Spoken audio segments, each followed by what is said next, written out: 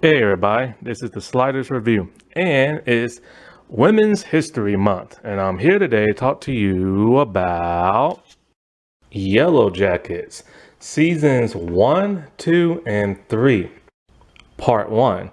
So this show came out on Showtime in 2021. I have now just finally, for the first time, watched this series. I've heard of it and I saw the main picture of like one of the girls in like a jacket and like the antler thing, you know what I'm saying? But I never knew what this show was about and I never cared to research it. I just heard Yellow Jacket and just kind of like, I don't care, like whatever, you know what I'm saying? And so like I didn't know who was in it or anything like that. And I've never heard nobody ever talk about this show, and I never researched like on YouTube to see what people are saying about this. Like I literally had no earthly idea what this show was about. And so when I got Paramount Plus that, has Showtime on it and stuff, they had this on there. So I'm all like, okay, I'll read the synopsis right now. And it's all like a group of girls get stranded out in the woods and they have to survive and da da da. I'm like, oh, hey, that sounds kind of cool. Kind of like Lord of the Flies and everything. And like the Wilds and stuff. So, I'll check it out. And right from the start, the creators did like what they were supposed to do. They got us hooked within the first couple of seconds of Pit Girl and everything. And I'm like, holy crap, I have to watch this. And so I did. And I was very, very like entertained with the first season. There was intrigue, there was mystery. However, there were times in the first season where it was just kind of felt a little flat. All the mystery and the intrigue led to absolutely nothing. And I was just kind of like, what the heck? But, the ending, the cliffhanger ending still kept me hooked. And so, I continued to watch. And as I continued to watch, season 2 was a major letdown. There was so much good potential in season 2, and it just got mopped up with a whole lot of silliness, humor, and camp. I guess the whole idea of cannibals and girls going like turn it into savages was just a little too dark for them, so they tried to yuck it up with like all the humor and everything. But it became way too much to where season 2 is almost unwatchable at times. Then the show took like a whole year off in between season 2 and season 3 because season 1 came out within the year 2021 and 2023. Season 2 was 2020. Wait, I'm getting this wrong. Okay, 2021, 2022 is season 1. 2023 is season 2. Then it skips a full year and season 3 came out in 2025. In fact, I'm actually recording this in 2025, but I decided to upload it for women's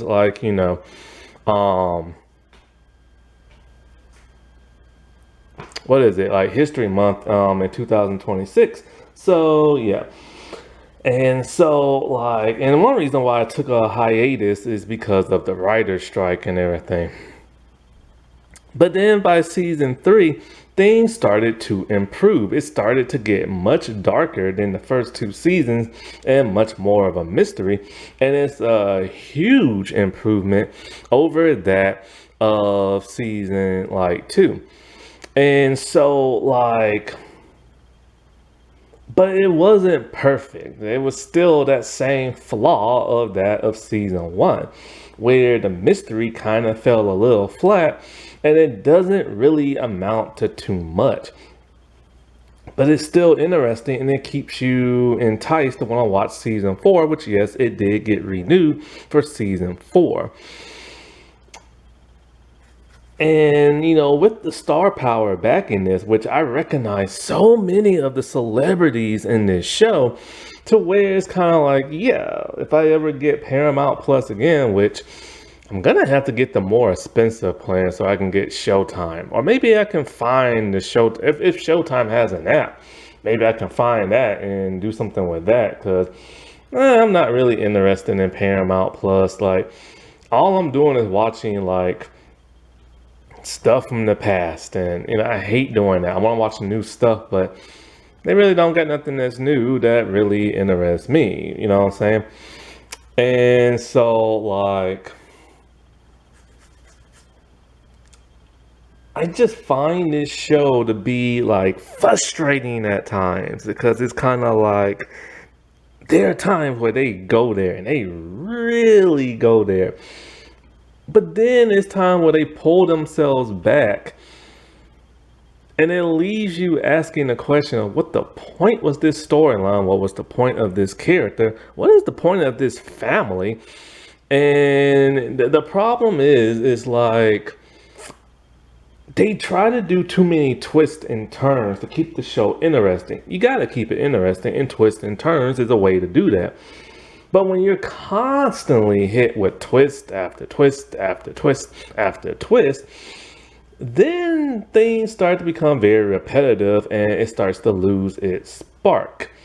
Also, the characters and stuff. Some of them, like, have some really good character development, and it makes you wonder how they got to where they got. But then they tend to regress, and then it's just kind of like, why are they still acting the way they did 25 years ago when they know it's like completely false and everything? Speaking of which, this show really wants you to believe, is there a supernatural element or is there not? And so you're left thinking throughout, like if you binge this, then you know exactly it's not. But when you watch this per season, you do feel, okay, maybe, just maybe, there's a supernatural element to this show, but there clearly is not. All the stuff that's happening to the girls is nothing more but hallucinations from a lack of sleep, water, stress, trauma, food, and your occasional like plant like drugs or like gas from a cave. And so like when then you find out it's nothing supernatural about this show, you're left kind of disappointed in everything because it's kind of like, why the heck did I spend this many years assuming that, this show has a supernatural element to it when it clearly does not? And it's just really, really bugging. Now, one interesting thing about this show is that it was like, pitched as an idea back in 2017. Basically, I think like the studio couldn't wrap their heads around like a bunch of girls stranded in the woods going Lord of the Rings styles, basically a gender bent, not Lord of the Rings, but Lord of the Flies. The group of boys to get stranded and they have to survive and they turn into savages. But, with some really good pitching and like, I think like, what was it, like a 20 or 30 minute like reel or whatever, they started to wrap their heads around it and stuff, which is really cool. Now, Ashley, Leela, what was it? Lyle, yeah, that's it. Ashley Lyle and Bart Nickerson, they're like married and stuff, and they're the ones who created this show. And what's ironic about this is this isn't the first like gender bent like Lord of the Flies type thing. I've talked about this before a couple of years back. I think it was 2018, I think it was, when like a show called The Wilds came out on Amazon Prime, and it's about a group of stranded girls like out in like this island type thing, and they have to survive and stuff. So it's kind of like making a lot of people assume that Yellowjackets just ripped off, The Wilds and everything. But like I said before, this was actually pitched back in 2017. But The Wilds, if it did come out in 2018, they would have to pitch this much earlier and stuff. And not only that, but like Because I remember talking about this because the Wilds lasted for 2 seasons. First season is amazing. Second just sucks. And I said in the second season, a lot of stuff is gonna have to change because we were in the mix of the height of the pandemic. So they like changed the like filming location and like all kind of other stuff. It went from like New Zealand to that of Australia and stuff. And I think I said they had like really strict like, COVID rules and stuff like that. And so this show had to have come out in the first season around 2017 or 2018. I'll look on the computer later and put it below in the description and stuff.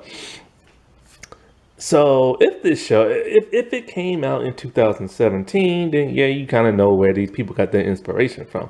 Either way, I think people have asked the creators of The Wilds, how do you feel about the similarities? I think she's okay with it. It's been a while since I read that.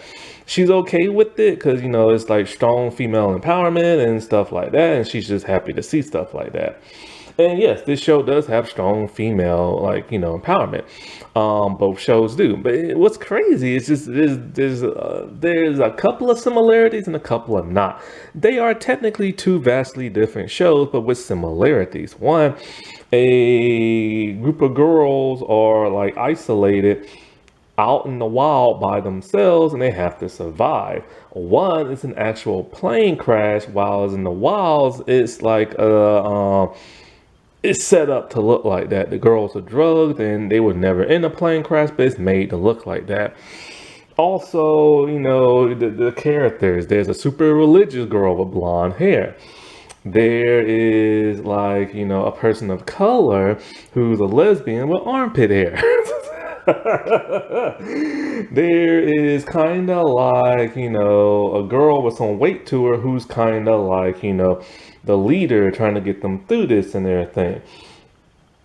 There's other similarities. There's like the outcast girl, the rebel type girl, um, the nerdy kind of girl and stuff, the angry one, and it's just like they pick and choose those type of tropes.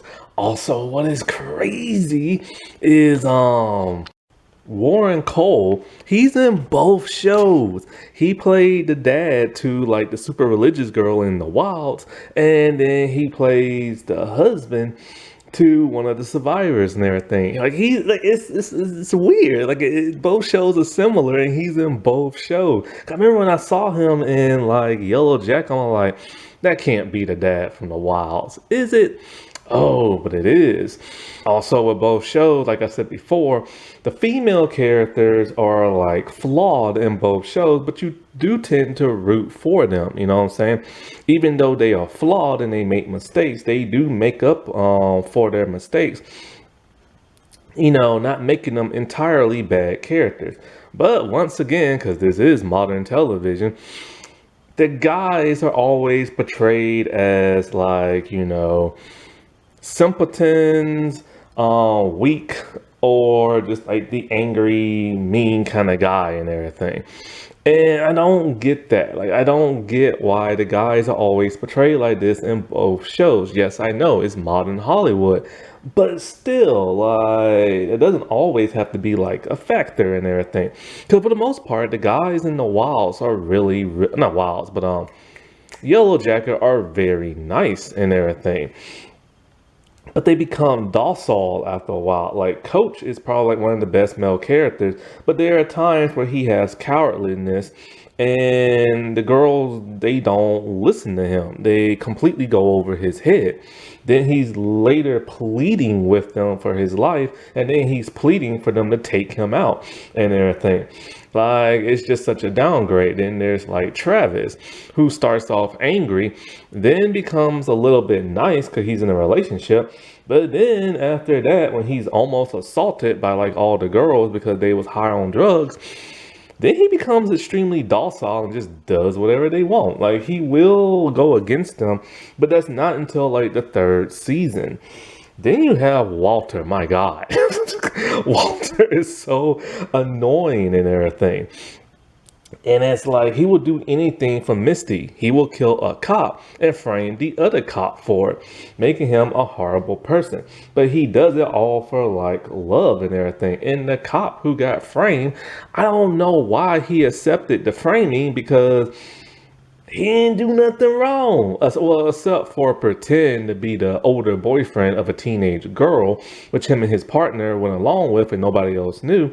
That's the only like bad thing. But still, it's like, why would you allow yourself to be framed and you know that no matter what, Walter is as guilty can be? He shot the cop. His fingerprints are on the gun. The residue is on his hand. Like seriously, and it's just I don't get how stupid these characters are when it comes to the men and everything. And then you have like I think Alex, and it's just he was just a nice guy. He did nothing wrong, well, other than having an affair with a married woman, and then he gets completely killed. And it's just kind of like, yeah, the women, the girls are horrible on this show, but they do tend to do things that make up for it, you know? I don't get that crap. And so, yeah, it has that, like, element to it and stuff. But, like, yeah, it's just so crazy how similar it is to the Wilds, but it is also vastly different. The girls in the Wilds, they basically keep their composure to the point where they don't turn into savages. Yes, they mock each other, they fight with each other, they argue with each other, but for the most part, they are a unit. Yellow Jackets is doing the whole savagery, like barbarian type thing. They're believing in some type of mystical magical entity, and they just become like children's of like the forest and everything, which don't make no sense because they're not kids, they're teenagers. That's the one thing that baffles me. If this was a group of kids, okay, I could believe it. I can believe in them believing in the magic of the forest. I can believe them turning into savages and trying to kill, like hunting one another and turning into cannibals. But the fact that they're teenagers and they have common sense doesn't make no sense.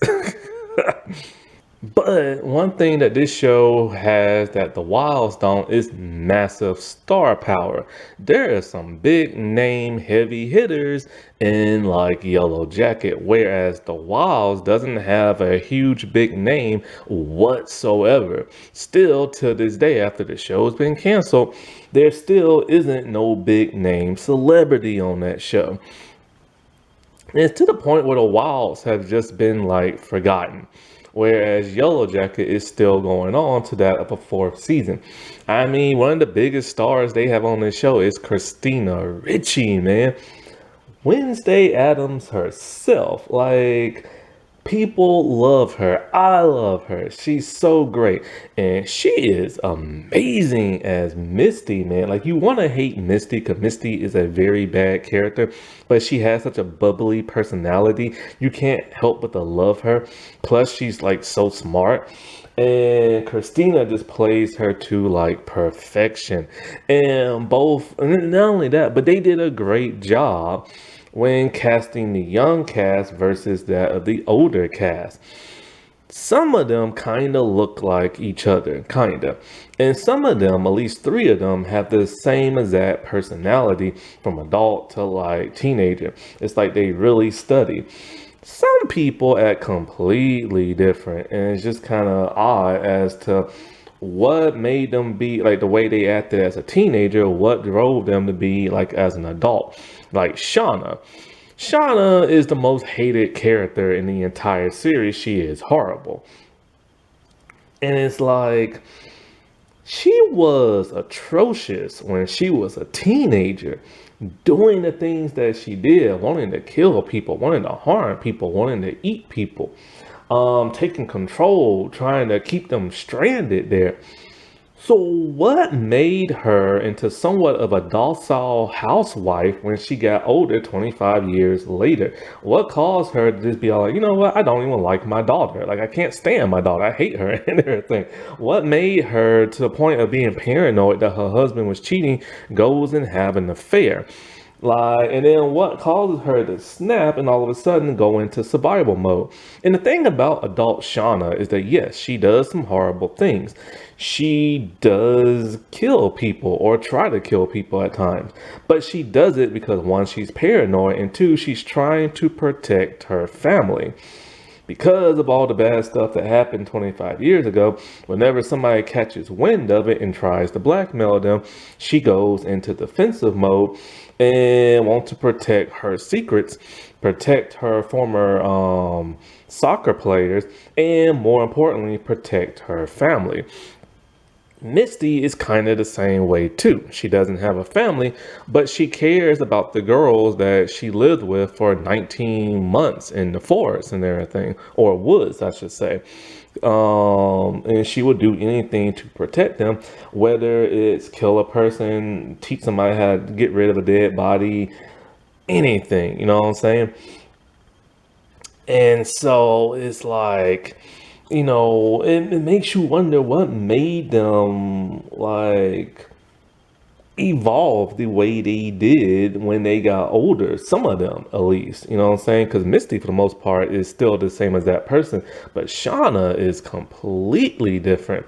And Natalie, she goes through like a metamorphosis when we first meet her. Like, we get the flashback of how she's like a rebel, and then, she's stranded and she's angry, but then she falls in love, and then she becomes a much better person that people like and a leader. And then in her adult life, she just crashed and burnt and went to rehab for drugs and all kinds of like other stuff, you know what I'm saying? And it's just and in season two, they just ruined her character. But in all actuality, she was trying to find peace. But it's just kind of like, what the heck happened and stuff, you know what I'm saying? And like, what happened to Travis that caused him to want to? Well, technically, he did kind of take his own life out of stupidity, which once again, they're teenagers. Why do they believe in a forest spirit?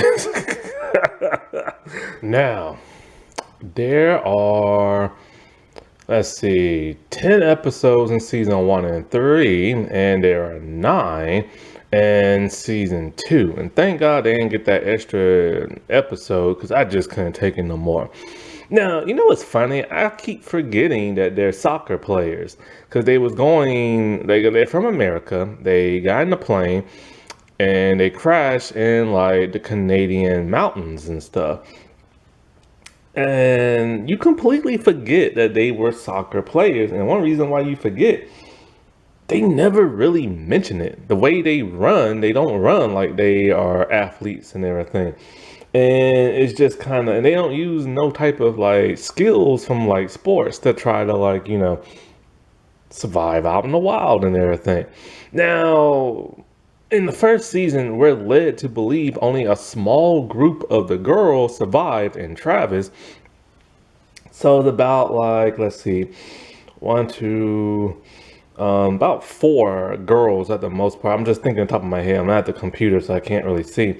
Let's see, there's Natalie, there's Misty, there's Shauna, and then there's what's her name? Ty. So only 4 girls and Travis make 5. We're only led to believe really only 5 survived and everything from the huge group that we had. And it's a huge group of like soccer players, you know what I'm saying? And so I'm starting to think to myself as I'm getting towards the end of season 1. I'm just kind of like, you know what? There has to be somebody else who survived. Like, there has to be. It just can't be them. And if it is them, then the question is, how and when did everybody else die? And that's, of course, is the huge mystery and the intrigue of like the show. Because the best parts of this show, no matter what season you're watching, is the stuff in the past that happens in the 90s. Everything that happens in the present day is kind of boring, and it's just kind of like this regular TV drama crap, But then I'm just like, somebody has to be alive. Who is, because they make you believe somebody is blackmailing them. But when we find out who's really doing it, But it's just like, no, like there has to be more. Like who killed Travis and everything? And bam, you start to find out as seasons go on, more of them survived and was rescued. By season 2, we see a bunch of them wearing black hoodies with the hoodies on as they're like at an airport being rescued and stuff like that. But you can't see nobody's face. So you don't know exactly how many got rescued because the camera's going all around in different directions and stuff, right? And so, like, yeah, by like season 2 and 3, more of them actually survive.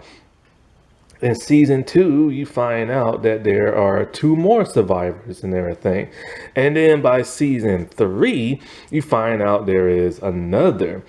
And the most daunting question is the problem with the writing, because the writing does get kind of crazy at times, is that they never make no mention of this in other past seasons that these other people are actually survived. In season 1, you're literally led to believe only there are 5 survivors. Then towards the end of season 1, you find out 1 is alive.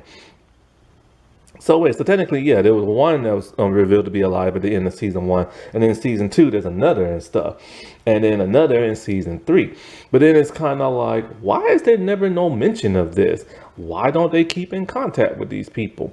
Like, there should have been some sort of like build up to that, but there's never no build up. Now, technically, Lottie, she was in a mental institution, and Melissa, I think that's her name, she faked her death, but she faked it after she got rescued and everything. So they knew she was technically alive at one point, but there was never no mention. And and that's just something that bugs me. Like they should build up to it. I know you don't want to just come out and say it, but give more hints and clues, like more build up and everything. But then when you do find out these people are alive, oh wait, I forgot about Van. Van, yes, that's right. So there is 2. So yeah, there's Lottie revealed at end of season 1. There's Van in season 2. That's what I was thinking about. Just couldn't think of her name. And then there's Melissa season 3. And so I just wish there was more build up to it. Like that's very important because there's clues, but there are different type of clues that lead you to a different path, and that path is normally a letdown. And so, like, if they would have had stronger clues that these people are alive, then that would have been a whole lot better. And now it makes you wonder, what about the other girls? Are they alive? Are they dead? Or like, what? Because they all seem to just gone their separate ways and everything. And only a few of them keep like in contact. And in the first season, they all live in the same city and everything, except for Travis. So it's like, that's just weird. They don't try to keep like in like touch. But then when you find out what they did in season 3, then it's kind of like, yeah, maybe you wouldn't want to keep in touch with somebody. But then certain people motives, like Melissa, is just kind of weird. Melissa, like, wrote, like, Shauna this letter and gave her a tape and told her to let go of the past, this and that. But then she just goes and kills Van because she's still believing in all that forest mystical stuff. And it's just kind of like, that don't make no sense. And speaking of other girls, these people don't know how to add and subtract, man. In the first season, you see a bunch of girls stranded out in the woods, right? And I mean a bunch of the soccer players. And the show only focuses on like maybe 7, maybe 8 characters, and the rest are just background characters, right? Or secondary characters. Even some people who act, like Kia King and everything, she has the smallest, tiniest role in season 1 to where she feels like a background character. This is odd because she was literally like the co-lead of the last 2 seasons of Van Helsing. And so for her to be reduced to just a background character who barely talks and barely does anything is just kind of odd. Then she gets recast in season 2, and people don't know why. Most likely she wanted more stuff to do and they just wouldn't let her. because once she did leave, then all of a sudden her character started to do a heck of a lot more. But like back to these girls, there's a bunch of them, right? And there's a bunch of background characters who either don't say nothing or they just say one thing. And then all of a sudden in season two, all of these background characters, a good number of them, completely disappear from this show. And no, it's not like several months or years has passed, and like not much time has passed, and no explanation as to what the heck happened to them. Then some of these secondary background characters, they actually give them something to say in season two and season three, and sometimes let them do things. And but the problem with that is like, what the heck happened to the other girls that disappeared? There's at least 3 to 6 girls that completely disappeared from the show. Then in season three, they try to explain that 3 of the girls just died during the winter. And it's like, okay, but what happened to the other ones? And then the ones that were like secondary background characters or whatever, they finally started saying and doing stuff in season two, and I swear to God, some of these girls look different. Then with like the Melissa character, she was literally added in season three. So it's like, where the heck did she come from? And it's just kind of like, this show needs to learn how to like, add and subtract, man. But there is a lot of like recasting and stuff. Like, what's his name? Like the husband, I think his name might be Kevin or something like that. The younger version of him got recast like twice. I can't think. The cop dude, his younger version got recast. One of the girls got recast. I'm not sure what her name is. It's not Mari, the pit girl. It's the one that used to hang out with like Melissa. I think her name might have been Crystal or something like. No. Crystal was introduced in season two, who just comes out of nowhere, but her real name's Kristen. What's the girl who hangs out with Melissa? I can't think of it. But there's literally a girl who hangs out with her, and like literally they recast her. She was only there for 2 seasons, and they just recast her in the third for some reason. And when they recast her, the actress, she unfollowed, I heard, like the Instagram account to Yellowjackets and stuff. And it's just kind of like, why was she recast? And why was Kia, like, recast and stuff? Like, things like that, I want them to answer, you know what I'm saying? Speaking of answers, there are some questions in this show that still have not been answered in all of 3 seasons. First answer we actually did get confirmation was Pit Girl. So in the very first opening of like season 1, episode 1, we see a girl like running in the woods and it's snowy and she's half dressed, kind of like in a shirt gown type thing, and it's pretty horrifying. Then she falls in the pit, she dies, they hang her up naked, and they're all dressed like woodland creature type people, right? It's made to look horrifying. So it's kind of like, which girl was it? You kind of get the impression it's one or two. Mainly probably Mari, especially since Mari had more to do in season 3. Then all the way in season 3, they finally revealed who the pit girl was, and it was Mari. And it's like, man, this burning question has literally been there since like season 1, episode 1, and now they finally like addressed it. And while it is still scary because they hunting her down so they can kill and eat her and everything, if she was to survive, then they would not eat her.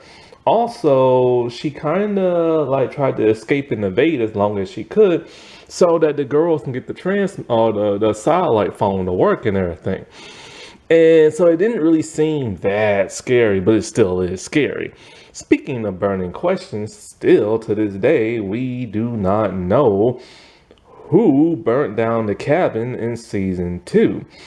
It made it look like the coach, Ben, but it's not him.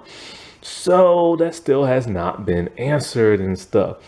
Some speculate it could be Ty.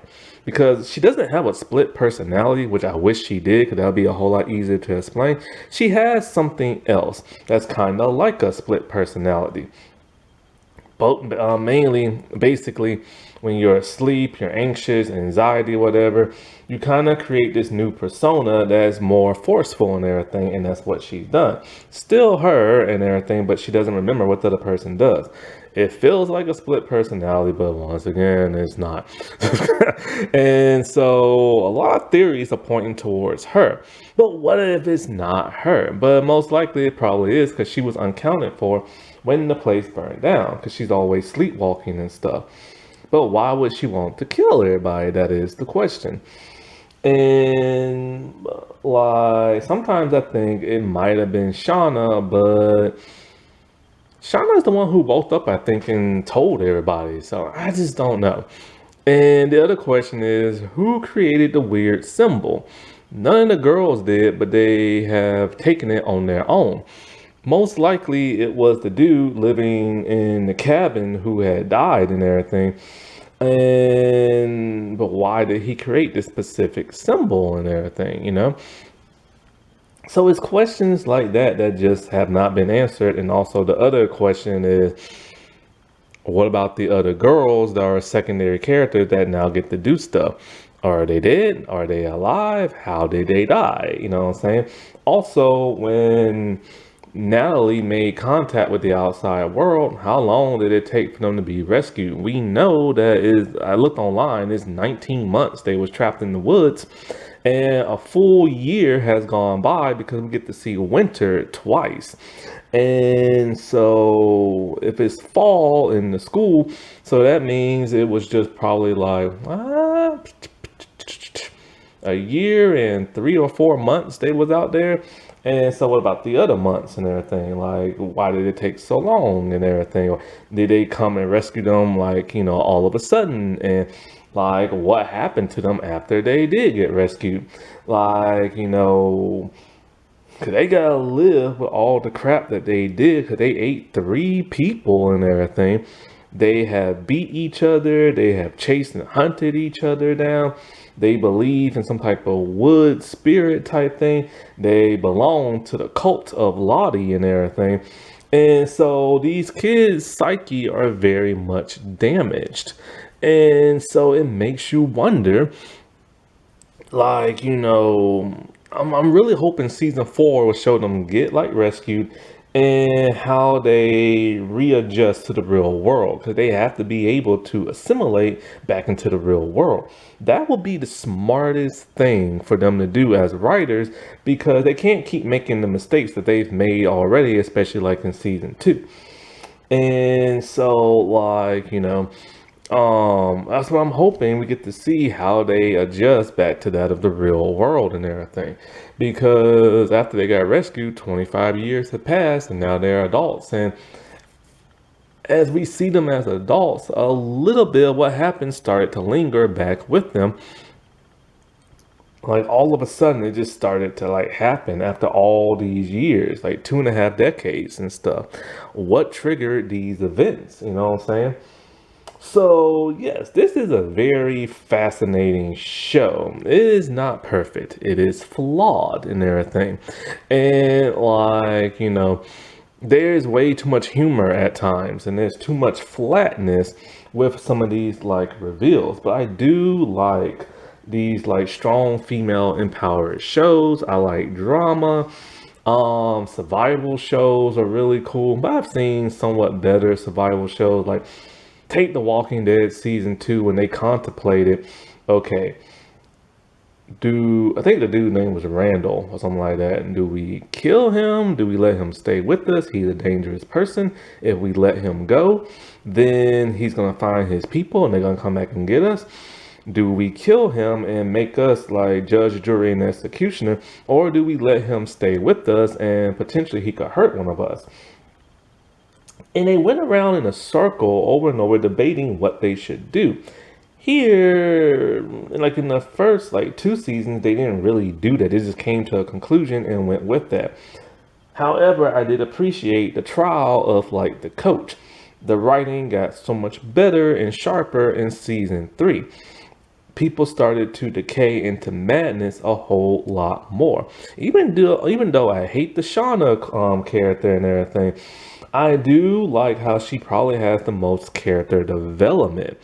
Because it's like, she goes through so many different personality arcs and everything. And this is probably because she was the first character cast for like this show. Like, I think her name Mulaney Liniski or something like that. She was the first person cast in this show. So there's a reason why she has so much character development. Same thing with Nat.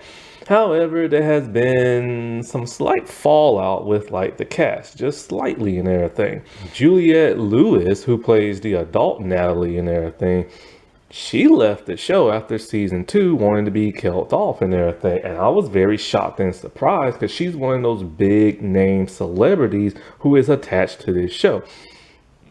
Like, this is really like the first thing I've ever really truly seen her in, but I know who the woman is, you know what I'm saying? Because she is that much of a movie star. And so apparently, from what I've read, she got fed up in like season 2 because her character relapsed and had another drug addiction and stuff. And she was not cool with that.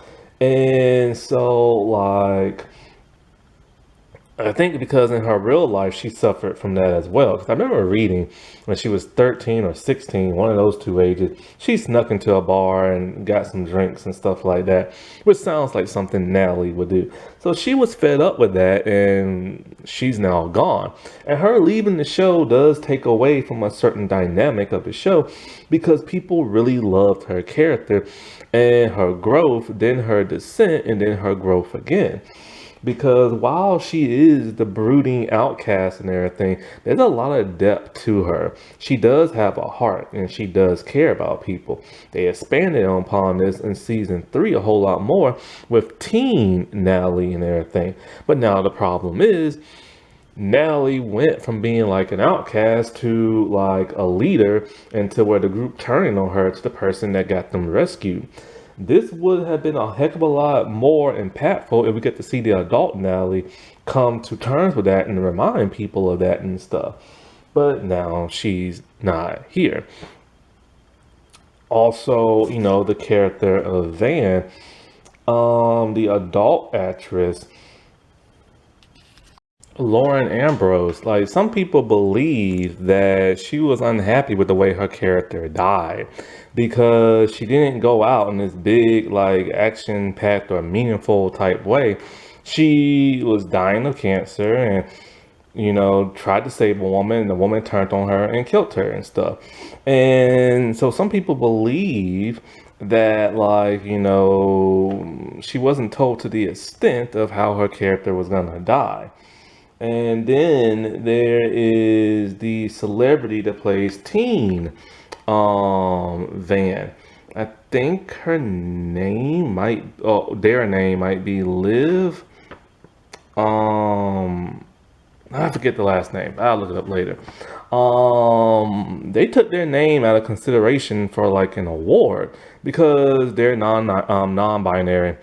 And so, like, there was no non-binary category and none of the awards and everything. And they didn't want to be referred to as like an actress or like an actor. And they want more representation for non-binary like people in acting. And so they took their name out of consideration. Look, I don't think that's ever going to happen in any award show except for GLAAD. That'll probably be the only one that will have that category and stuff. And with today's political climate, yeah, that's really never going to happen no time soon. Other than that, I don't think there's really no drama from the show other than like Kia King leaving the show because they really didn't give her nothing to do in season 1. And this other actress, I can't think of the character's name, that hung out with Melissa, Team Melissa, is like, they just recast her for whatever reason and stuff. And if rumors are true, she unfollowed the show and everything. And it's just kind of like, why in that last season did they like drop her and everything, So I'm gonna go by this season by season, giving like, the synopsis of what happened, what I liked about it, what I did not like about it. And then at the end, try to give a very quick like character bio and stuff like that. Because, I'm going through like 3 seasons, so I hate when I do like a whole series because like, those videos tend to get long. And when a show has tons and tons of characters, I like to go in depth about those characters, which when making a longer video like this, I try not to. So I'm just gonna give like a really quick, like, synopsis of them and stuff like that, and what I liked about them and what I didn't. So season one. Season one, after that killing like opening and stuff, it sets the mood to something a lot more lighter, softer, and everything. We get a small glimpse into two of the girls' backstory. That is something that's really interesting about this show, is that they break the fundamental rule of writing. You don't have a flashback within a flashback. That's something I learned in college when I took a creative writing class. And so we do get to have like a small glimpse into some of the girls like back story and everything, but not all of them, strangely enough. The only ones we really get like a good look into is that Shauna, Natalie, a little bit of Jackie, and a teeny tiny bit of Taisha. And so after that, like I said before, we get to see the girls play like soccer and stuff, right? And like after that, they're on the plane, and then the plane crashes over the Canadian mountains and stuff. And of course, the girls are like freaking out because they're stranded. I assumed this was gonna be like a stranded show with nothing but girls, but no, there are 3 guys. One is Coach Ben. The other one is Harvey and his brother Travis. And so I assumed that there would be more clickety clackety or attempted one, because they actually have guys to mess with and stuff. But it's very brief and not that much as you would think it would be. But it's mostly only in season one. And so, you get that sense that, the panic and everything, the whole, like, what are they going to do to survive? Hoping that, like, somebody will rescue them. How long will they be there and everything? The panic and the fear and stuff. This is a good setting for, like, the beginning of, like, the show and everything. And so season one does have that good mix of like humor and also that of like drama and suspense, but it gets way better. I think a better blend in like season three. Season one can get just a tiny bit more hokey, but not as much as season two. And so this show also does a great job of like going back and forth through the present. Whenever there's a storyline going on with one of the girls, we get like in the present day, we get like a flashback of like, what it was like for them, like out in the forest, and also that when they was maybe not necessarily slightly younger, but like, just a little bit. But with Ty, she's really young in her flashback. And so everything that happens in like the woods past. So, tensions are up in the air because they can't all necessarily get along with each other. Some don't even like each other. They're hormonal, their periods are like syncing up and everything. And they're starting to realize that it's taking a little bit longer for people to rescue them and everything. And so they have to make a decision. What are they going to do? They have to get food, water, shelter. Some want to stay near the crash site, near the plane, because they think if they get rescued, this is the best chance somebody will see them. While others want to explore and try to find like a cave or like something. And so eventually they do find like a cabin. And this is good because now they have shelter. But there's stuff in the cabin. There's like a buck knife, an axe, some cooking supplies, a rifle, stuff like that. It belongs to a man that used to live there, where we find his skeleton up in the attic and a rocking chair. This is one of the most haunting scenes I've ever seen. Once again, great build up. This is the one thing I love about this show. Everything that happens in the past is like the best stuff for like the situation in which they are in. Everything that happens in the present feels like a completely different show. And so we start to get a sense of more what these girls are like and everything, and their personalities and stuff. And I feel like at times they did drop the ball as to like how some of these girls should act. Like the whole Shauna and Jackie thing. Like Shauna betrayed her by messing around with her boyfriend and getting pregnant. So you will want to see, like typically in a show like this, you will see the tension and everything between those two and them constantly bickering and arguing and like splitting up like, the group. However, it's mostly just kept secret. And then when it is revealed, it's a slight blow up, but not much. But it's a blow up that ends in somebody's death. But it's something that you want to see all throughout like the season. Like, you know what I'm saying? Relationships are formed and everything, like between Travis and Natalie, and a weird one between Coach and Misty, but it's one-sided and everything. And so another problem I have is that there are way too many background characters. Like, they don't say nothing, they don't do much, they don't add nothing to the show whatsoever. These background characters should have dropped like flies in the show, from all the danger that happens in this show. The couple of Ty and Van, because you have, like I said before, you have some people who just want to sit there, and then you have others who kind of like, look, we need to trek as far as we can to try to find some type of new civilization. What if there's like a resort on the other side and we don't know because we don't go that far? So some of the group break off and they start searching. They camp out at night, and this is when we get our second threat and everything. The wolves are out. Yeah, there are animals in this forest and everything. There are rabbits, there are goats, there are bears, and there are wolves and everything. And the problem with Ty is that she keeps sleepwalking and doing all kind of weird stuff when she sleepwalks. When she comes back, the girls are like terrified. They got their torches. They're trying to fight off the wolves as her girlfriend is getting her face mangled by like a wolf, which causes Ty to straight up kill the wolf with like an axe. Then she assumes that her girlfriend is dead, so they go to not bury, but like burn the body, old school style, only to find out she is still alive.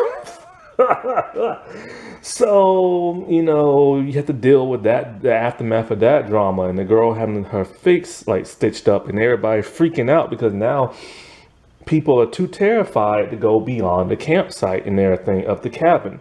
And, it's kind of like, how are they going to find civilization if like they don't go nowhere? But they can't because it's too dangerous. And also they don't know where they are at. This is one of those real life situations that you never want to get yourself into. Even in a place that you kind of know where stuff is at, you still kind of feel a little freaked out. Like when I was in college, we had like this nature reserve type thing. And if you go off the bridge, then there's more woods and forests. Some people went off it. I never did. Well, technically I went like a few feet, but when I went a few feet, I was terrified because I didn't know what the heck I was going to find out there, because it's the real woods and everything, There are real animals out there and stuff. I've seen a couple just like on campus, like an owl. And I swear to God, I saw like a pig or a boar one time. It was something. I don't know exactly what it was, but it was something. And so now these girls got like a difficult obstacle. Their walls are, or their backs are literally to the wall. You know what I'm saying? Do they explore or do they stay there? But they're gonna run out of food like eventually, because a lot of the animals are starting to migrate, but the girls don't really realize that at first. And so this causes more of them to want to be like, all right, like I gotta like help us and everything. So one girl finds a plane, does not know how to fly it, been reading the flight manual and everything. So she thinks she's ready, and then she's in the air and then she's not in the air. That thing literally blows up. So it causes them even more fear, wanting to try to like escape this place. While all this is going on, you got Lottie like freaking out, thinking she's seeing visions and stuff like that, and acting demonic. And so they start forming kind of like the Church of Lottie or the Church of the Wilderness and everything. So a cult is literally like slowly brewing, but you don't realize that at first. You only see a couple of them starting to believe what she is saying, because everything she keeps saying does technically come true and everything. Because we get a teeny tiny backstory of Lottie with like her parents and how she saved them from like a car crash and stuff. So at some point, Misty, she tries to drug like Coach Ben, because I'm pretty sure she knew what they were. They were shrooms. So yeah, I'm pretty sure she was gonna assault him. And everything. Like that's how desperate this girl is, especially when you get to know her in like the future, present day. But the girls didn't know that, and they put it in their soup, and now everybody is like hallucinating and stuff. And when that happens, stuff is brewing between Jackie and Shauna, the two best friends. And Jackie decides she's gonna get like, she's so pissed at Shauna for what she did, she's gonna try to bang Travis. And the other girls don't like that.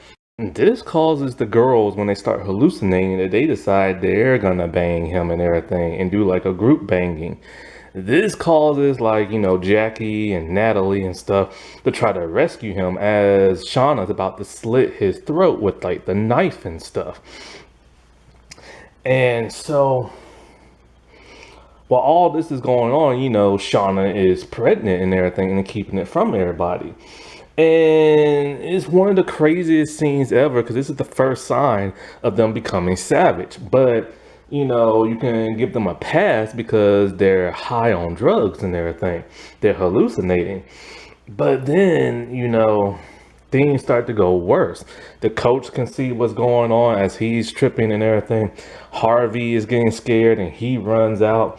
And there's such a blow up between like Jackie and Shauna that Jackie decides she's gonna sleep outside, and that what causes her death, because she is frozen to death because it snows overnight.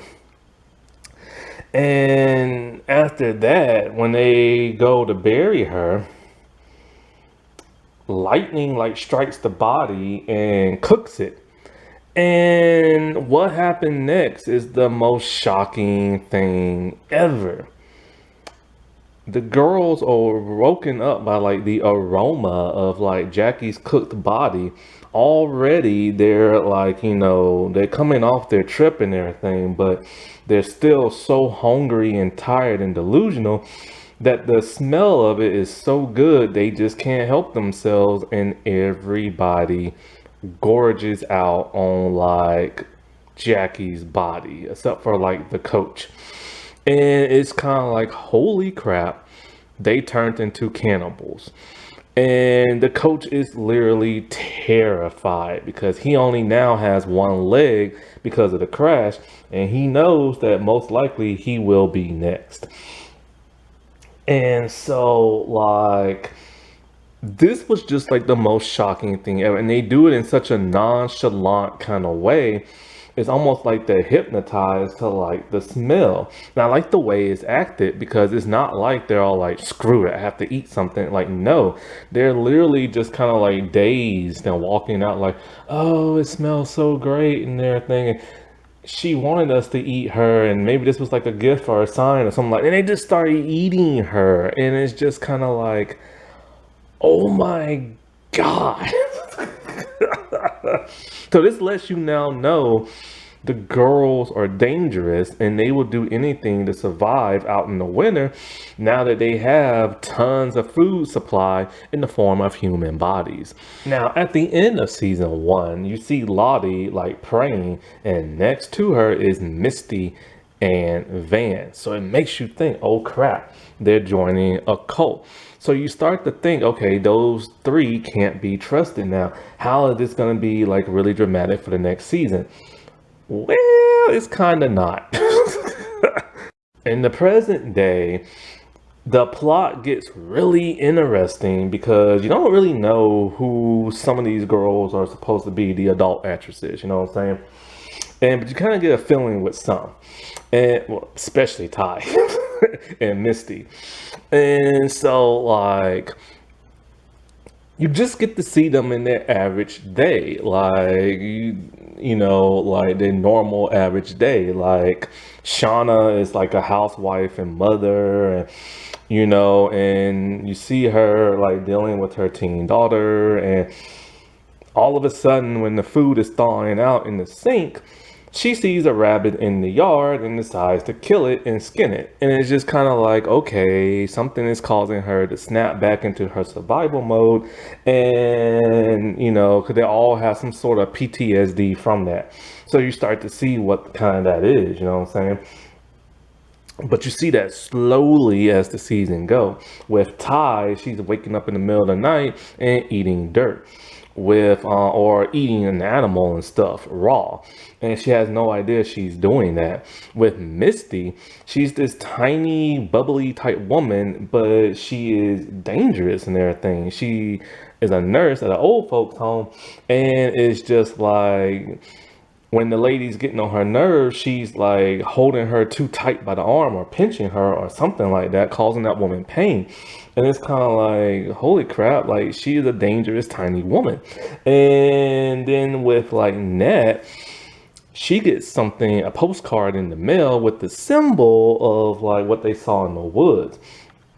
She knows that it can only be like a couple of people, so she starts to go and hunt them down with a shotgun and everything. The first place she goes to is Misty, and she's ready to clean up business because she fears for her life because she knows how dangerous these girls are.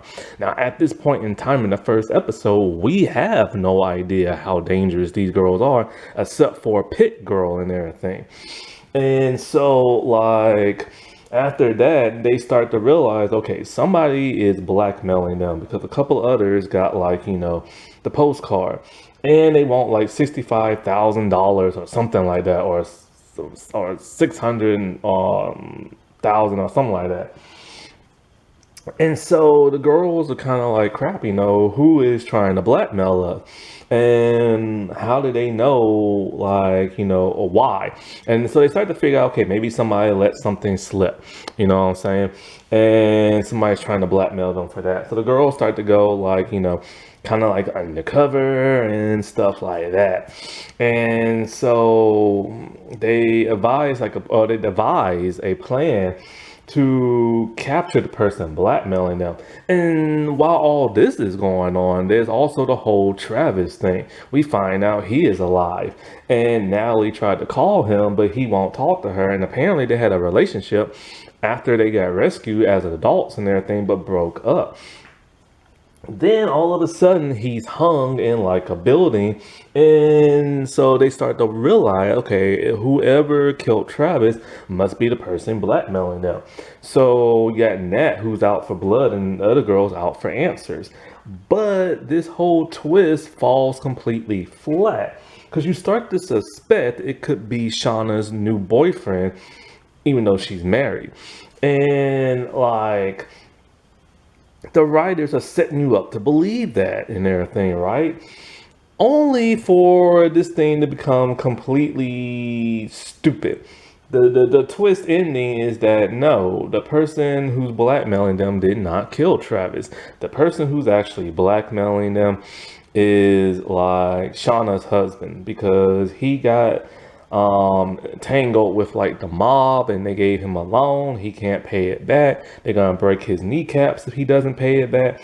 So he realized that, he can blackmail the girls because he can blackmail Ty because she's a senator and she's up for re-election and she has money and stuff like that. So this whole twist just fell completely flat and it was pointless. And it's just kind of like, this feels like another show now. But still, who killed Travis and everything? So Natalie's like doing some investigation while one of the girls is spying on her. And you really start to suspect that Misty is like this cruel, evil person who's like secretly after them and stuff. But then it turns out that like the money got transferred to Lottie. She's apparently alive, and this is shocking to the audience because we never knew she was alive. And so Nellie gets kidnapped and it ends like that. And you're just like, holy crap, like what's going on? Like Lonnie must be this evil, sinister person, right? Well, season 2 comes around and, the past with the like forest stuff. You got Shauna just completely beside herself, not really wanting to do much because her best friend is dead. She's also pregnant. She's terrified of delivering the baby. When it comes time to deliver the baby, nobody really knows how to do it. Her pregnancy is going all wrong. She's bleeding out. The placenta came out first, which it wasn't supposed to do. Misty is freaking out because Misty is Misty, and Coach, he's all like, all I ever did was press like the play button in sex ed. Like he don't know what to do. So he just left her hanging and stuff. And she's starting to feel alone and feel like people are abandoning her. But, the baby is delivered in the most shocking way, which causes Shauna to just completely spiral out of control and turn way more aggressive. While this is going on, Natalie and Travis are having problems because they were been broken up and then he messed around with what's her name, and they've been looking for Harvey, but is like, what is it, like 15 feet of snow, 20 feet, something like that, as tall as like the door. So it's a really hard time. It's kind of like, how could he survive all these months? You know what I'm saying? And so she devises a way to make him stop looking by getting some of her blood on Harvey's clothes and be like, oh, look, I found his shirt and he must be dead and blah, blah, blah, blah, blah, and stuff like that. Only for Harvey to be like discovered because he's been stealing like bear meat from them and everything. So this causes more tension and stuff. But the question is, how in the world did he survive? He made drawings and stuff like that, which makes Coach very suspicious and gives Coach an outing. Coach wants completely out. The girls are no longer listening to him, and he fears they might eat him and everything. By this time, Lottie is like their spiritual guru type person, witch doctor. And because at the end of season 1, what was so interesting is that you see Lottie like literally like I said before, like, sitting down and you have Misty and you have Van like praying at the altar of like Lottie or whatever you call it. So they are in Lottie's little cult. So you assume this would go like the cult type way, like most shows will, it will cause friction. You will see Lottie like acting erratic, trying to like make rules and be the boss and everything, but it's not like that. And so Coach just wants completely and utterly out. And so like, this is when we start seeing the girls start to be more savage. They have like playing cards. Whoever gets the queen card that is the person who, like, has to be hunted by the rest of the girls and the two guys, and if they capture it, they get eaten. The reason for that is because Lottie is out of commission. I believe the actress was pregnant during this season. I believe I read. I'm not 100% sure, but Shauna beat the stuffing out of her because of what happened to Shauna's baby. And so Shauna is descending more and more into this aggressive, like, type madness kind of way. And so Lottie's all like, if I die, I want y'all to eat me. But because now people believe in the word of Lottie and everything, they're all like, no, we need her. So instead, let's just hunt somebody else. And so Natalie gets like the queen of hearts or whatever. So she's being hunted down, only for Harvey to try to save her, and he falls through a block of ice down into like the lake or river or whatever.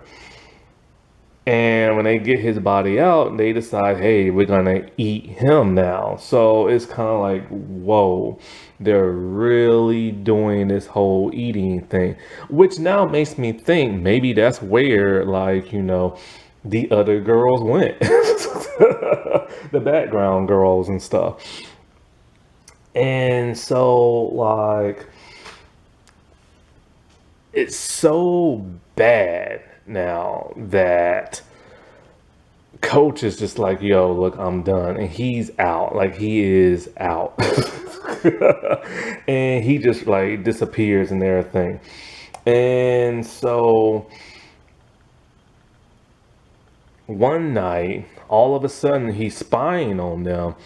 I think as they're eating Harvey's body or something like that, because he just realized that he knows it's only a matter of time before he's the next person eaten. And then all of a sudden, the cabin gets set on fire. And the girls nearly die in, like, like the smoke and like the flames, and the cabin completely burns down. So it's like, what are they going to do for shelter now? And still to this day, we have no idea who set that cabin on fire. In the present day, you have Natalie, who's now at the cult of Lottie, and she's trying to find a way to escape. Only she can't. When she comes face to face with Lottie, she wants to know how she got out, like, the mental place. And so you think Lottie's gonna be this super evil person, and her cult's gonna be super evil, and it's gonna be like a lot of drama, but no, they just make honey and they sell it at the flea market, and that's literally it. I am not joking. So I'm telling you, every time a cult is introduced into a show, they always ruin it. And so Lottie just wants to help Natalie cope with everything that's happening. She tells her how Travis died. It was really just a freak accident and everything. He still believes in Lottie's powers, so he hung himself to kind of like feel a sensation and have like a vision. But the button wouldn't work on the little chain, and she couldn't get him down. So he literally just choked. So it was an accidental of him taking his life. And I'm just like, that's it. Like, that's it. Like, they made it seem like she had him murdered because he had all his money transferred to her and everything. And I'm just like, why are they dropping the ball on this? And so with that mystery now wrapped up and everything, they have to deal with this whole, oh, I forgot to mention, they now got to deal with like Shauna killing her boyfriend Adam and everything, because she got paranoid thinking he was the one blackmailing them, but turned out to be the husband. So now they have to chop off the body and all this other crap and get rid of it and get rid of his art stuff because he drew her like over 100 times, and it's causing a slight rift in her marriage, but not too much and everything.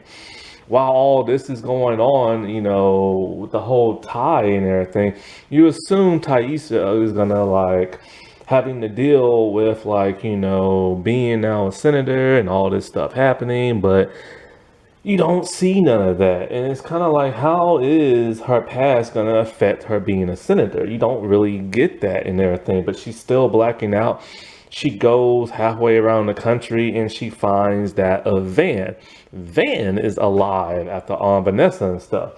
And it's kind of like, okay, I knew some people were still alive, but I was surprised that like she's still alive and everything. And so they pretty much like rekindle their relationship, and then you find out, oh, she's dying of cancer. So it's like, man, you brought her back just to kill her off like that. Like, what? But she still believes in Lottie so much that she is very brainwashed and trying to get Taissa to start to believe in it as well. And so you have Misty and her new guy, Walter, trying to like, figure out what's going on, like where is Natalie? Like nobody knew she was kidnapped, but then they start to search for her. Also, the police are on to that of Shauna because of the murder of Adam. It brings her family into it. And so you think all this is like, hey, this is good, this is juicy, this is like, what you want to see. But once again, it falls flat. Walter kills one of the cops and frames it on the other for like, the murder of like Adam. And so also the murder of like this reporter that Misty killed in season 1. Then with like, what is it? So Shauna's out of the clearing. As for like Vanessa and like what's her name, they're just kind of there. And as for Natalie and like the cult and Lottie, because during this whole time, Natalie was connecting with one of the people there at the cult, trying to get her out of it and stuff. So you assume that the girls are gonna call like the police and the crazy people to pick up like, the psych ward to pick up like Lottie. But there's a change of plans. 2 of them have rejoined the cult of Lottie and everything, and they all have to hunt down Shauna because she keeps blabbing about the whole Adam thing to people and confessing the stuff because she just can't deal with the guilt. So they legit chase her in the woods with their mask and a knife, only for her daughter to show up with a shotgun. Not a shotgun, but like a handgun and everything. And she shoots Lottie in like the shoulder and everything. And Lottie is very surprised that Shauna has a brand new kid. Not only that, but the girl Natalie was trying to help has a rifle on them because she doesn't want Lottie hurt. Because Misty is like on the side of Shauna and Natalie. So Misty has like drugs in a syringe and needle and goes to stab that of Lottie, only for Natalie to jump in front of her because she doesn't want Lottie hurt. Because she's tired of everybody like hunting each other down and killing everybody and this and that. And Natalie literally dies. And it's just like, holy crap, I can't believe they killed off this big star. Like, I am shocked. Like, I am shocked in everything. And, it pretty much ends with Lottie going to the crazy house and all this other crap. And it's just kind of like, this was very underwhelming. Every twist and turn and every mystery was just diluted with like stupidness, pointless stupidness and everything. Like the whole cult was pointless. Who killed Travis was pointless and everything. The whole Adam situation was pointless and everything. And it was bogged down by like crazy zany humor and everything. And it's just like, what are they doing with this show? Season 2 was a massive letdown. They had all this great build-up once again, and they just let it slip through their fingertips. Season 3 is a much improvement. So all the Forest Woods stuff. Winter is now over and the girls have built like huts and stuff like that. They're really surviving. I would have liked to see them build it. That would have been nice. Also their little animal farm type thing where they keep the animals and stuff. That would have been really nice to see. What's her name? Is it Akalia? I think her name is. Like, she's the one pretty much like dealing with the animals and stuff. The girls are still doing the whole Church of Lottie type thing. When Mari, like, well, first we see like Coach, and we see he's still alive living in the cave, and we see he found like a bunker and it has food and stuff like that. So then he takes all the food back to like the cave, and then he wants like meat. So he's been like capturing like rabbits, but he wants like a deer or a bear or something like that. So he is the one who technically made the pit. It's technically just the bunker down there. And he puts like tarp over it and some leaves and stuff, like branches and stuff. Well, Mari fell in, and it's a bit of a problem. So now, with her dislocated knee and everything, he takes care of her in the cave. He feeds her and this and that. But he ties her up and blindfolds her. And being a typical scared girl, she assumes that he has something to do with the cabin burning on fire. But he has no idea what she is talking about. When he finally lets her go and, all this other stuff, of course, she knocks him out and she takes off running, and she meets back with the girls. But she promises she's not going to rat him out. But it's a funny scene with like the whole bear mace thing. And so when she's back like with the girls and everything, of course they know she's lying when they said she fell in the pit, hurt her knee, and was able to climb her way out. So they're like, how were you able to climb your way out with a hurt knee? So she had no choice but to confess and say she found Coach. The girls found him and brought him back to like, their camp out. But they left all his food in like the cave. But some of the girls and also Harvey, and oh no, it's the girls, I think, they had like visions inside of like the cave. And they started sharing the same dream, making you think it's a supernatural element. But it was only Akalera, I think that's her name, who like was really sharing. They did not share a dream. Basically, she asked them like, are y'all really here? Like, are we sharing the same dream? They're like, yeah, but she's hallucinating them. But it makes you think they're really sharing the same dream, but they're not. And so this causes Lottie to do her Lottiness and everything. Lottie by this time has given up the power and giving it to Natalie. Natalie is now in charge and stuff like that. So when Coach comes back, because Natalie has known for a while, Coach was alive and in the cave, but she just said nothing. But Misty found out and promised to keep it like a secret and stuff like that.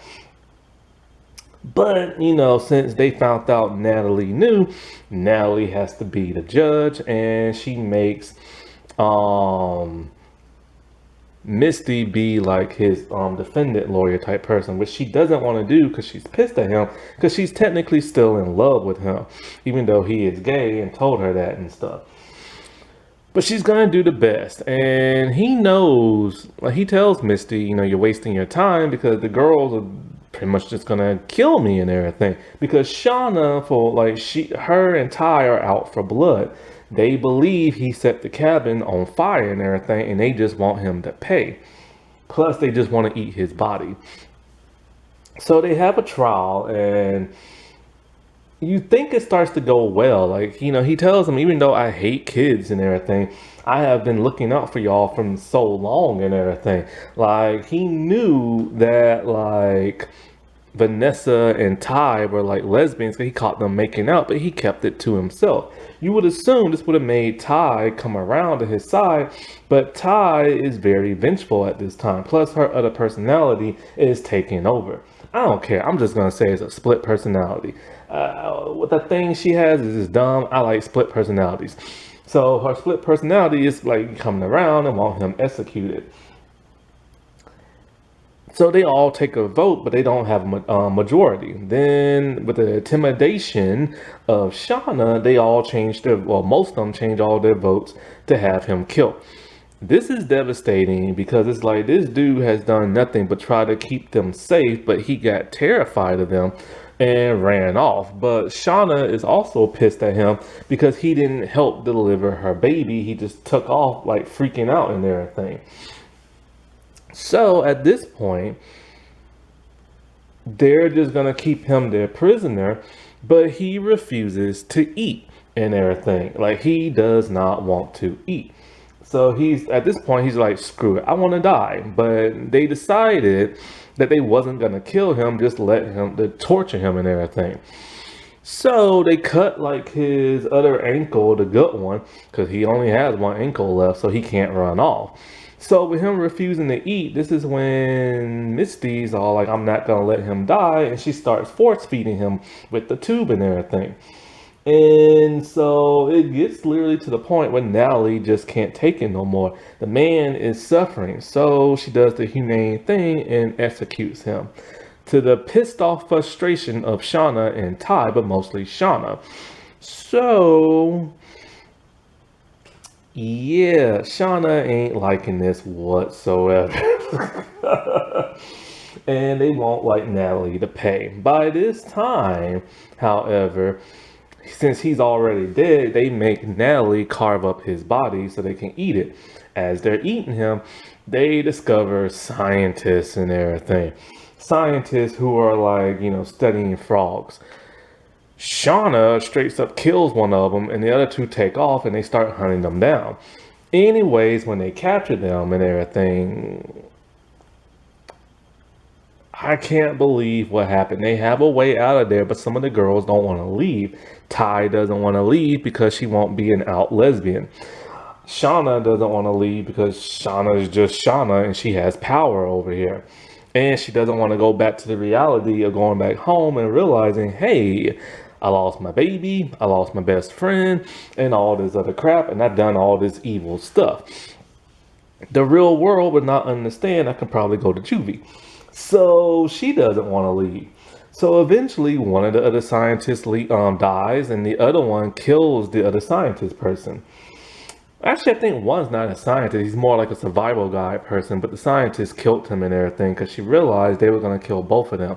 But to trick them on being their side. So at this point, they don't know who they can trust. They don't know they can trust the scientist or whatever. So they know they're going to have to go through like another hunt and start feeding each other. So they devise a way to fix the cards so that the scientist lady will be the one hunted.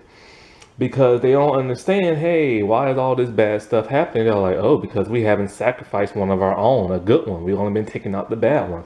Stupid Lottie. And so, like, the plan is working until Shauna starts to get wind of something weird is going on. So she like picks cards twice, and that's when Mari ends up being the pit girl. So they have to hunt her down.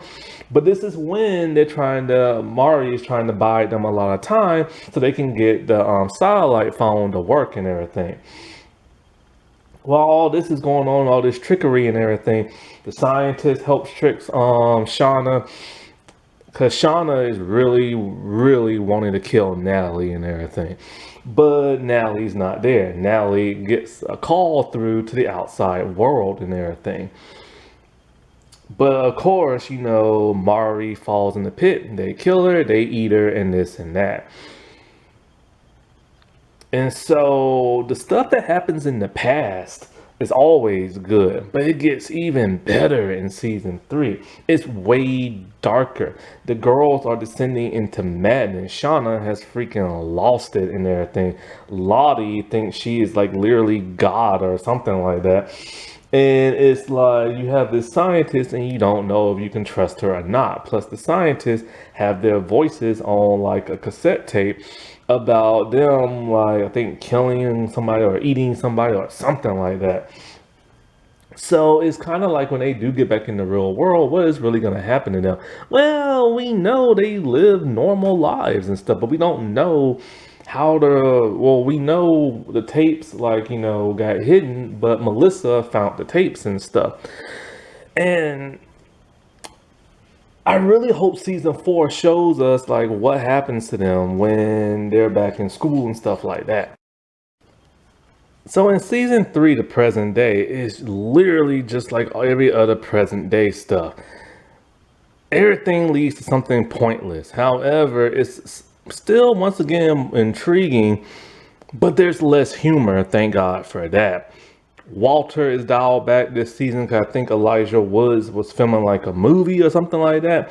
So he's still in it and he's not as comedic as before.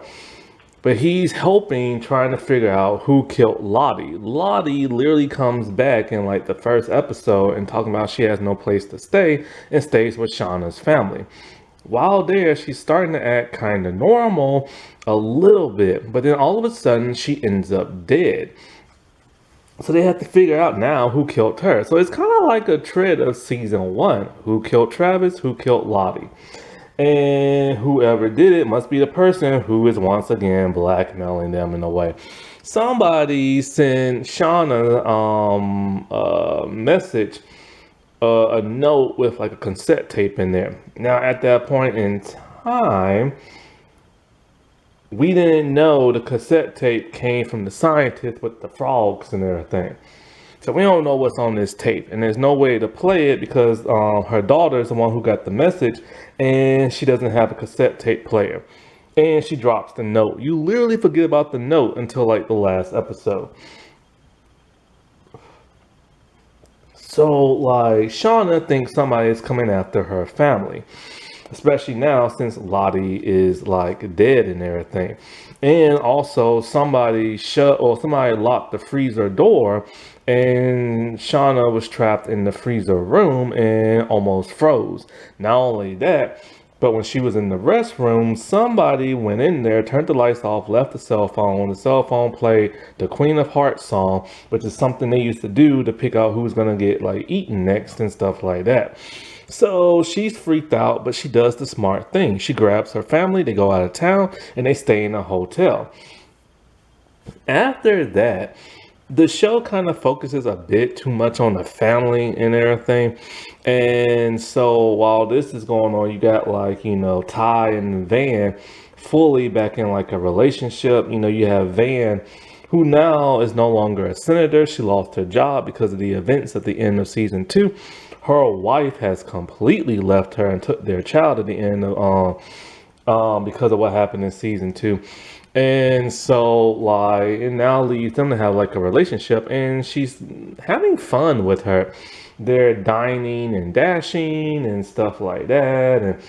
But more bad stuff starts to happen and you got like Van doing the whole the wilderness type thing. And so they are now trying to figure out once again who killed Lottie. So everybody's trying to figure that out while Misty has become an alcoholic because she can't deal with the death of Natalie. You think this is going to be like a big, long, drawn out thing, but it's not. She recoups very quickly and everything. But she's at the point where she's tired of everybody because nobody appreciates her and stuff. And they're always mean to her. And plus Shauna, like, oh, you trying to kill me and everything because somebody messed with Shauna's brakes and everything. And so you're thinking, wow, who did all this? Who killed them? But then the finger starts to point at Shauna because Shauna's DNA is under Lottie's fingernails. So the girls are freaking out and all this other crap, but Shauna is pretty convincing and, to the audience at least that she did not do it. And I had a suspicion, I'm all like, well, hold up. If her DNA is underneath the fingernails and she has a kid and the kid is half her DNA, then possibly it could be the kid. And it turns out, yeah, it's her daughter, Callie and everything. Basically, they got into a disagreement and she pushed her down the steps and then died. This causes the husband to be all like, you know what? This is just not worth it no more. Your mom has put us through too much crap to where I'm an accessory to murder. You murdered somebody. All this freaky wilderness stuff is happening. So they end up leaving Shauna at the end. But not before Shauna starts to figure out who, sent the cassette tape and everything. And she tracks down her old girlfriend from the woods, Melissa. Because Melissa is still alive, even though they thought she was dead. And so you think Melissa's like this big evil person and stuff like that, right?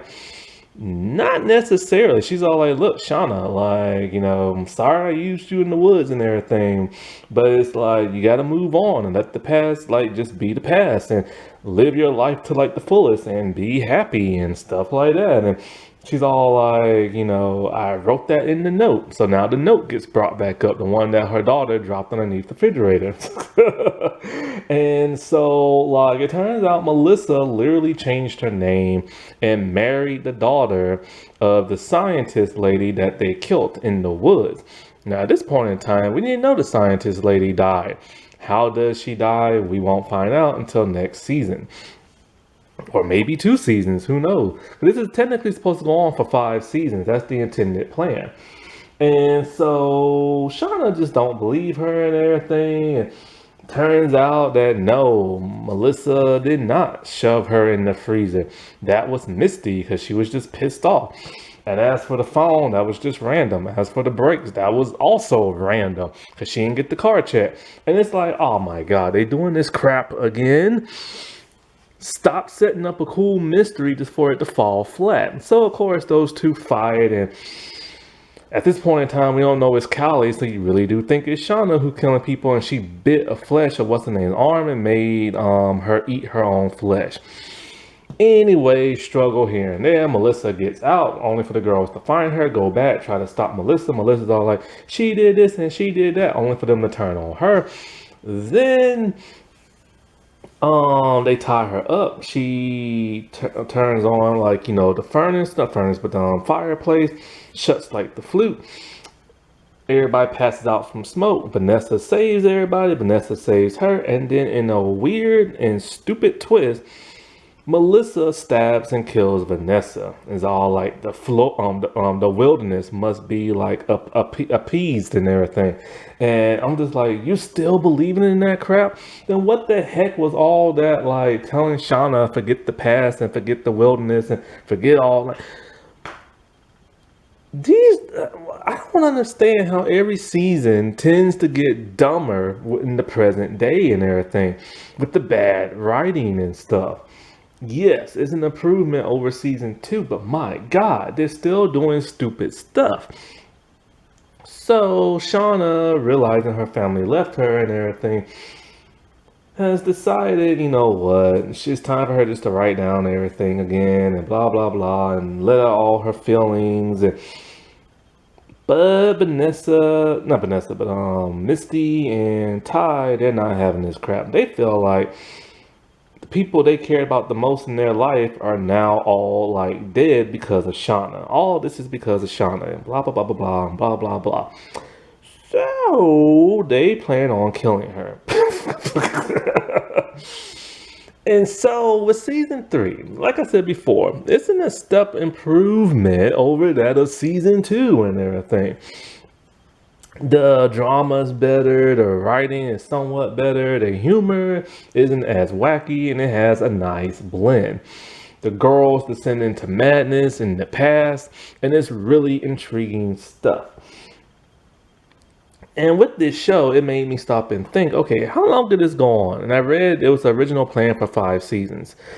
Because think about it, all the survivors are now all dead except for 4 of them. And we don't know if Melissa's ever gonna find her and stuff, because she fled and everything. And so now there's 4 survivors left. Most likely Melissa's gonna get it, or somebody big is gonna get it and everything. But the question is, are there more girls that are alive? Are they dead? Are they not? Like, you know what I'm saying? And so it's kind of like if they do bring in more girls that are alive, it's gonna feel hollow and pointless and feels like just a formula the show is doing. You know what I'm saying?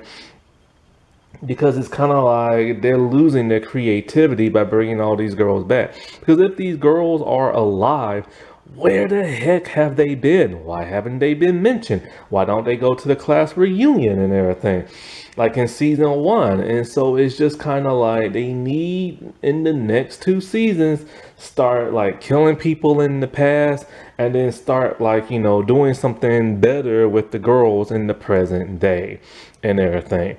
because it's kind of like there's a lot they need to explain, like how some of the girls' personalities have changed over 25 years. Like Shauna, there's no reason for Shauna to be like a docile like housewife who's bored with her life after all that craziness she did in the past. You know what I'm saying? And like when it comes to Ty, what made her want to be like a senator?